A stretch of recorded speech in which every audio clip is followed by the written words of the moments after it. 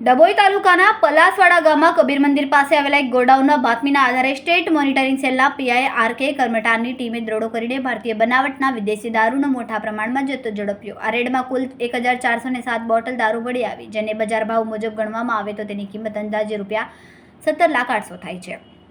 ઉપરાંત બંને વાહનો, એક અશોક લેલેન્ડ ટ્રક અને મોટરસાઇકલ સાથે 3 મોબાઈલ પણ કબજે લેવામાં આવ્યા છે। આ તમામ મુદ્દામાલની કુલ કિંમત ₹23,45,800 થાય છે। આ દરોડામાં પોલીસે એક ઇસમની ધરપકડ કરી છે।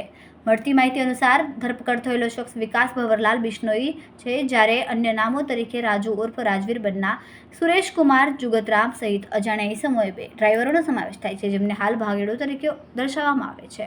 સવાલ એ છે કે આટલા નાનકડા ગામમાં આટલો મોટો દારૂનો જથ્થો કોણે મંગાવ્યો હતો? પકડાયેલા દારૂના જથ્થાથી પાછળનું નેટવર્ક શું છે અને તેના સંગ્રહ અને વિતરણ પાછળ કોનો હાથ છે તે શોધી કાઢતી હવે પોલીસ માટે મોટી પડકારરૂપ જવાબદારી બની છે।